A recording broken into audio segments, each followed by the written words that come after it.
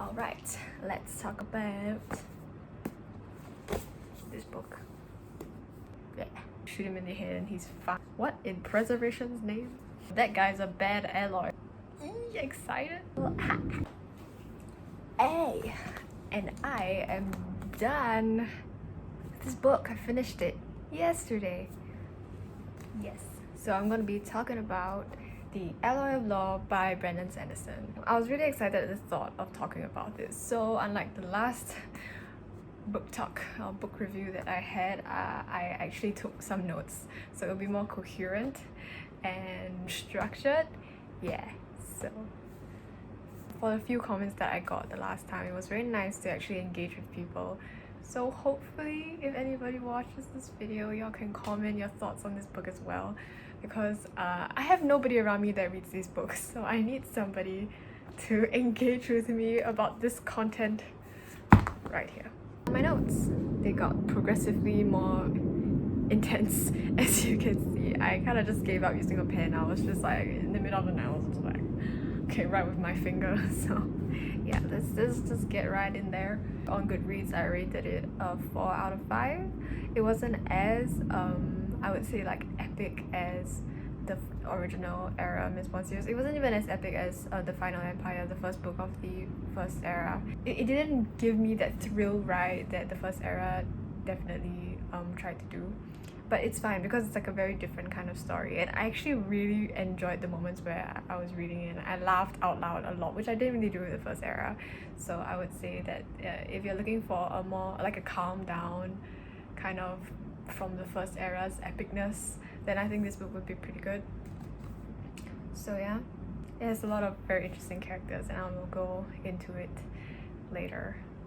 Yes. Okay, anyway, we'll just be diving right in to this book. So I'll only be talking about the spoilers of this book, so like if anybody doesn't want to hear spoilers, I would recommend you only come and watch this video after you've read the book, because I just want to spaz about certain things, and also the first era. I would recommend you read the first era first, because and things that I spaz about in this book have sort of relate to the first era as well. So yeah, I don't know if you can hear that playing. Okay, so firstly I'm going to talk about the characters. I really enjoyed a lot of the characters in this one. Okay, there weren't that many. There were only a few that were introduced properly. You get to follow them in their stories. So the 3 that you get to follow sort of like from their perspective would be Waxilium, who is the main character. He is basically a lawman in the roughs who has to go back to Ellendale, which is so cool by the way. Yeah, Ellendale, to basically take care of his house because he's a noble guy and his uncle is supposedly dead. So he's supposed to go back and take care of the hundreds of employees under his house. Okay, but I wouldn't say that I really enjoyed his character that much. He was fine.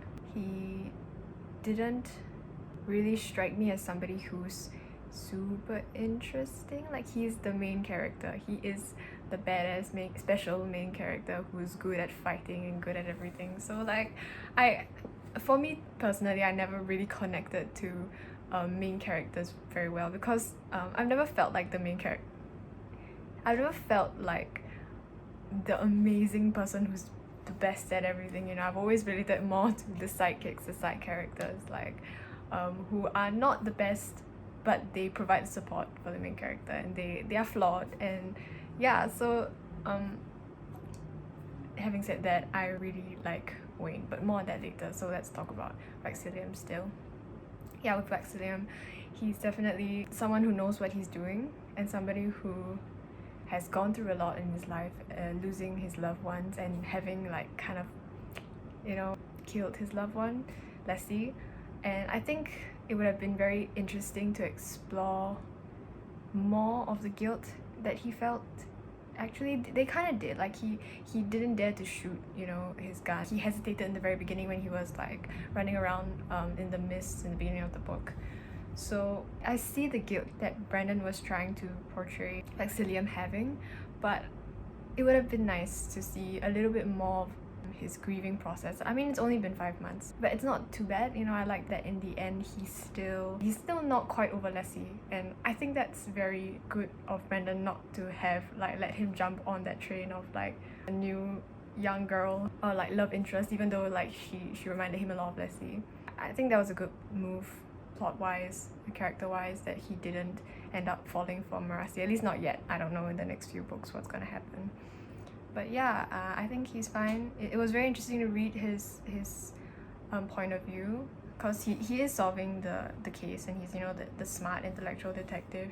He reminds me a lot of Sherlock Holmes, in the sense that in the end, you know, he gets to be like a consultant to the Allendale police force. So yeah, I think he's pretty interesting.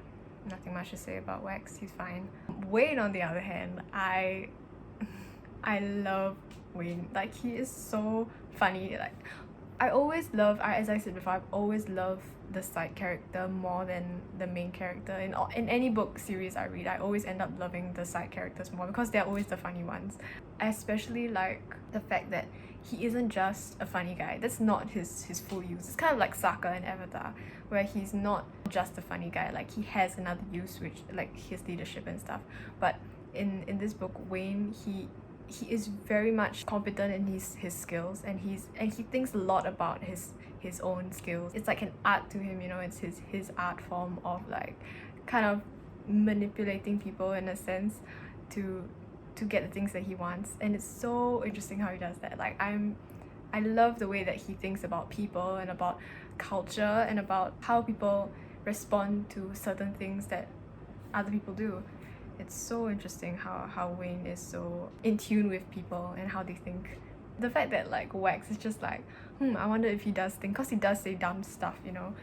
So like, I find that's really sad. Like, and I've heard that some people don't like Wayne, which is sad because I feel like he's such a buildable character. He has such an interesting backstory, and he doesn't really talk about it. Maybe he uses humor to kind of deflect the things he doesn't want to talk about, his past. But he does seem like he's gotten over it in a sense. Like, he's evolved from that, and he's trying his best to like make up for the fact that he did stuff in his life. And I love it when a character has a good backstory and has accepted his backstory, and his purpose is because of that backstory. I love Wayne. He's so funny, and I've laughed out loud at the parts of Wayne. Like, okay, there's this one part where he says, you know, getting shot makes people drop stuff. I don't know why I found that so funny. Like, I just had to note it down. I think he's definitely the funniest character that I've seen in a Brandon Sanderson novel. Okay, granted, I've only read the Mistborn series. I haven't read Stormlight Archives or anything like that, but yeah, he's super entertaining to read. I love Wayne. I love his perspective. I love the scene where he went into the constable's station, and then he started to like just manipulate everybody there, and I don't know how he commands a room so well. Like, yeah, and I mean, he's the one who got Vexillium to even start investigating in the first place, which I find, like, if your best friend can't do that for you, then, like, you know. So I think he's a great character, and he doesn't like compete with Vexillium in the sense of what they do. Like, Wax is the main character, and Wayne lets him be, you know, because he is assured in himself, in his own character. Maybe I'm just like projecting what I think onto his character, but that's how my perspective when I read it. So I thought that was pretty cool. Okay, Marasi. I'm just gonna pronounce her as Marasi. I don't know. She was alright. I didn't quite like the fact that she was gushing over Wax that much. And the thing is, she says that she's been reading all about Wax and Wayne and stuff like that, but the fact is that like Wayne even pointed out that she doesn't react the same way to Wax as she does to Wayne, and that was a bit sad. But like, yeah, she obviously has a thing for Wax, and she like gushes over him and stuff, and she's demure. I think that's fine. Like, some people have said that they don't like the fact that she's so demure and that she's so like gushing over the guys, but I mean, some people are like that, you know. Like, some people do fall into that stereotype of being all flustered, you know, when they're around dudes, especially in that time period where like girls are the ones who are like, you know, yeah. So I think it's fine to portray people like that because some people are. That's just life. But at the same time, she is very intelligent and she's a scholar, which is interesting because, you know, in our world, maybe at that time girls were not as allowed to have an education like she is, and she's the only one who is seen to be a scholar in this entire book, so that's cool. I really don't want her and Wax to get together. I don't, like, even in the next few books, like, no. You know who I want Wax to get together with and looks that way right now is Steris, because I think Steris is hilarious. Like, she is so socially awkward, but she plans every single little social interactions with people. I think that's adorable, and she's realistic and she's straightforward, which I really appreciate in people in general. So I love Steris. I think she'll be good for Wayne because, I don't know, she kind of pulls him back to reality, I guess. Okay, I can't say much because they haven't interacted with each other that much, but I think it'll be interesting to see how their relationship develops. Yeah, it'll be interesting to see if Ranette and Wayne get together in the end. But honestly, that's not about that. I feel like the love stories are not that important in this. It's really about the characters themselves and how they think. I do think that even though there are female characters in this book, like, their arcs are kind of shallow.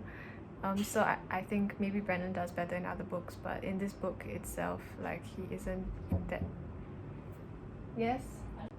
Got interrupted by my parents, but yes, in these books themselves, the female characters are fine. They aid the story. I just hope that they can be built upon more in the future. But I understand that it's just a fun little thing that Brendan decided to do. So, like, I mean, I'm forgiving of that, you know. The villain, Miles. Like, I can see that he had some motivations. Thanos-esque in the sense that he has a reason behind his evilness. Like, there's a reason why he's doing everything he's doing, and, like, he's not altogether evil. He just has a purpose, which may be misguided.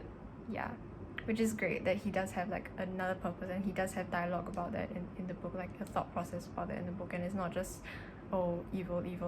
Yeah, and you get to see from his perspective as well. He is very OP. Like, he can just immediately heal even if you shoot him in the head. That's crazy. Like, usually in any magic system, you would see that once you shoot somebody in the head, they'll die. But no, even with this guy, you shoot him in the head and he's fine. So I think that's pretty cool. Is that when there are true stakes, when the villain is, like, actually powerful and actually could win, in a sense. So I think that's pretty interesting when the villain has a lot of power. I think that's it for the characters. None of the other characters really stand out that much to me. Although one thing was a bit weird was when Breton, the constable, like the guy who's in charge of the constables, the police, suddenly had a change of heart.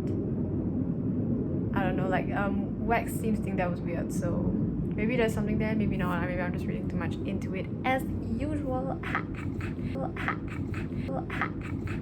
Okay, moving on to the magic system. Oh man, the magic system. The fact that there's such thing as twin bonds, I think that's super cool.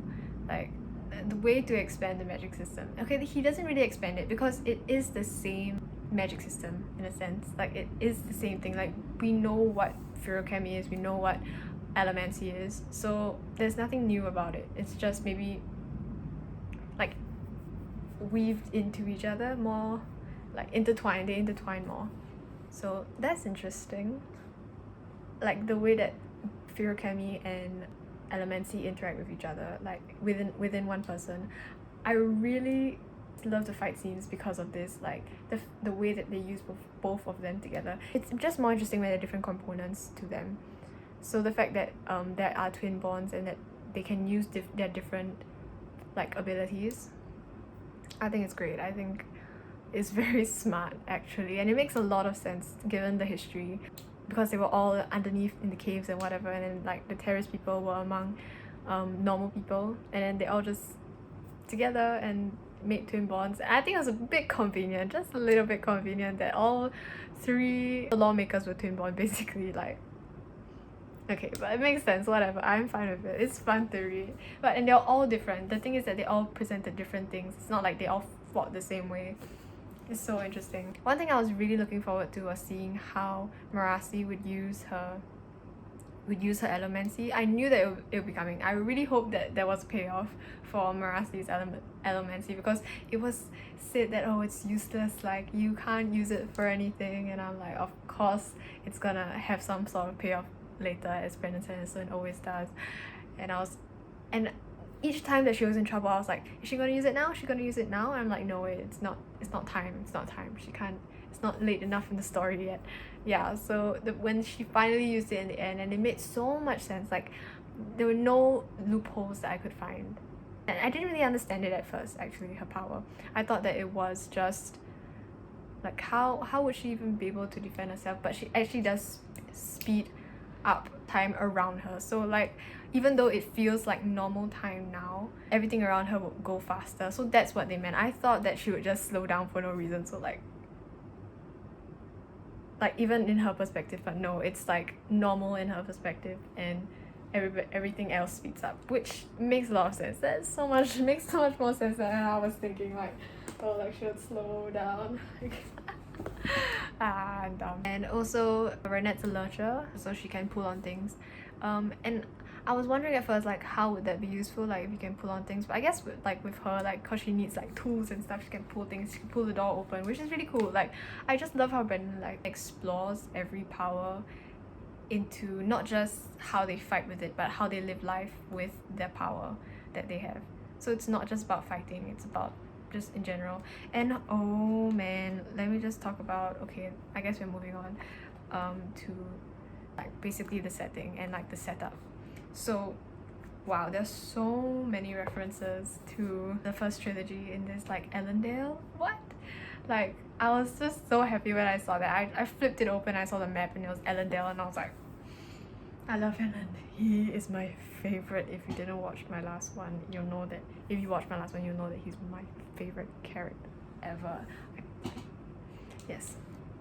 Okay, so anyway, so he is, yes, there's Ellendale, and then I don't think they mentioned Vin that much except for the gun, you know, Vindication, and like they refer to her as like some sort of I'm very lazy to go and check, but like it's like a godly kind of divine kind of name. And Sazed, I think Harmony refers to Sazed. I think so, because it makes sense, right? Ruin, preservation, harmony. I think so. So like, it couldn't be anything else. I don't think it could be anything else. So probably Harmony is Sazed, which I was like excited. Like, I love Sazed too. What are the other references? Like basically in the curse words they use, like rust and ruin, like a lot of things have to do with like the alloy, like metals in general, like the magic system, because it's so ingrained into the society. So like, oh, that guy's a bad alloy, you know.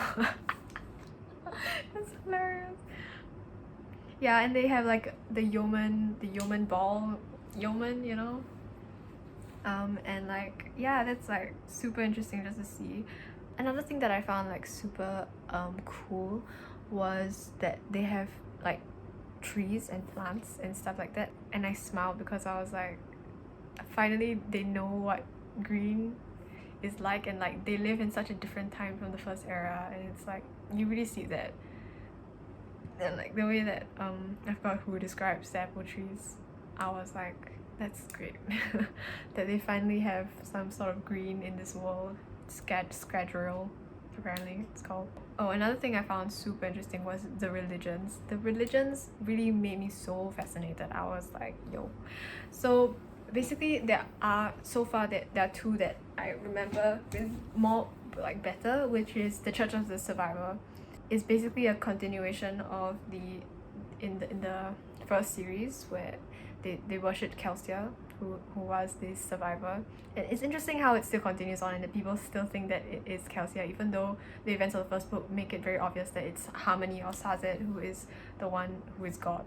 So some people still believe in the survivor, which kind of makes sense, I guess, because the people who would have spread the religion would have been underneath everything, and they would still think it's the survivor who saved everybody and stuff. But like, obviously it's Harmony, and like I guess Wax believes in Harmony, and that he and like the swear words harmony is so, I can't imagine like harmony. It's like using the F word. But it is really interesting how the harmony religion works. It kind of reminded me of like utilitarianism. The religion is called the path, so all that you need to do, the basic tenet, is to do more good than harm, which sounds kind of like utilitarianism. You know, like you just have to bring more good than bad in the universe, or this or hedonistic utilitarianism where there's more good than bad in the universe. So maybe that's where Brennan drew his inspiration from, or maybe it's just the fact that ruin and preservation is kind of like a balancing act.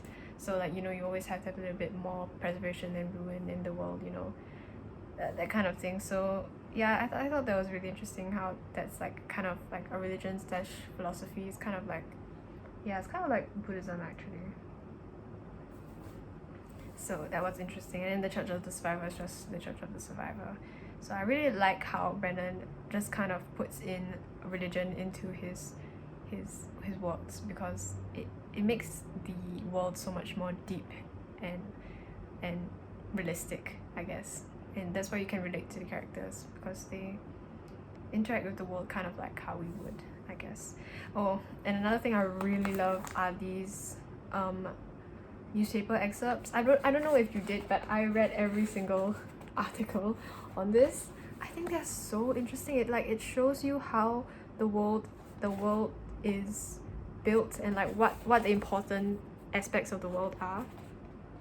Like, oh, the immortal saved my life. Ironeyes, they're completely okay. Yeah, there was the Ironeyes. And okay, anyway, Ironeyes are just basically the I found it, Inquisitors. So are Ironeyes Inquisitors, and why are they like the bringers of death? But it makes sense, I guess, from like the past book where they were kind of servants of ruin. So like they would be like a portal into death. But an Ironeyes came at the last part to Marasi, and she said, "My brother," which is Harmony, and I'm like, so is that, did Sazed have a brother? The last page got like the last chapter got me like gasping, like I was scared. I'm like, it got me really excited for the next book. Speaking of Ironeyes, who is Ironeyes? We don't know. Like they say he's like Sazed's brother, but you know, brother can just be like, you know, brother in Christ or whatever, like a spiritual kind of religion thing. But like who is he? Like, is like, I have some theories, like maybe he's Spook, or maybe he is, okay, I have no other theories. Maybe it's Spook. I don't know why only Spook came to my mind when he talked about that. And speaking of Spook, so you know how Spook became the Mistborn, and he kind of like led everybody to, like, assuming that he led everybody to the new era, you know, like how his slang, like his like hardly understandable slang in the past one is now like the high imperial language. I think that's so hilarious. It's just like, no, I'm gonna make it like this slang the most formal and the most like important language in this society. I think it's hilarious. Like, it's the best thing that I've read. I must say, I really love these little newspaper things, because they tell you how the different elementic powers can be used in business and in life in general, not just for fighting. And I think that's so interesting in world building. Like, there's some newspaper articles about like how soothing can be a therapeutic thing. So it's like, if you want to get rid of your stresses and troubles, come here, because like we have the best soothers in the whole of Ellendale or something. I'm like, that is so interesting how like the soothers can be used to be like a therapy of sorts.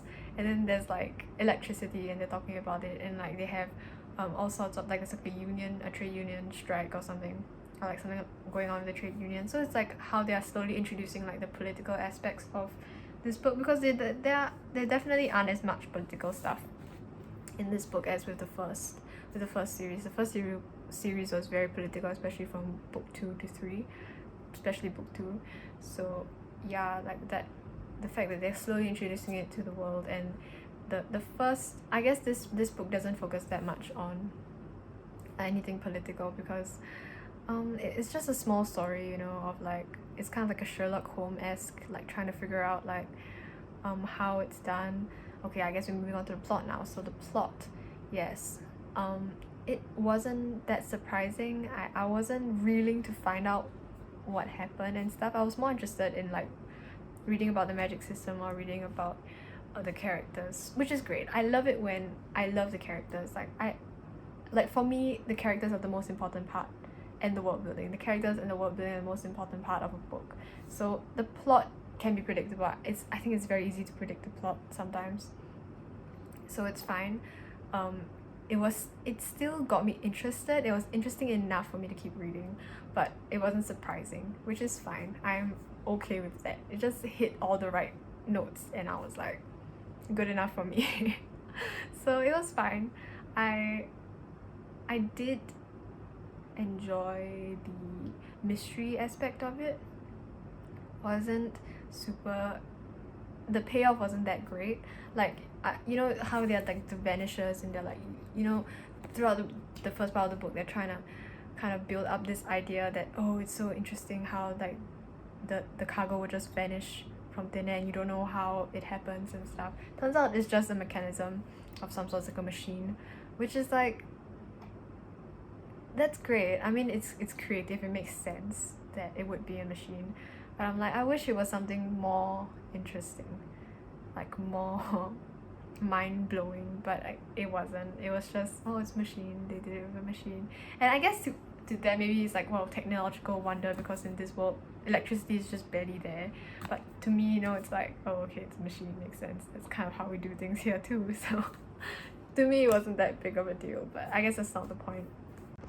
And another thing is like, Kola's blood? What? How? Ew. Like, how would they, like, how? I hope they explain it. I really hope they explain it. If not, like, if he has just no explanation for how there's Kola's blooded people, I'll be a bit, because they don't breed themselves. Koalas don't breed among themselves, they're made. So how? What in preservation's name? So yeah, hopefully you gained something from this review, and that hopefully somebody will comment and like talk to me about it, because I really want to talk about this book and this series and Brandon Sanderson in general. So yeah, hope everybody's doing well in this time. I will see you when I review the next thing. Okay, bye bye.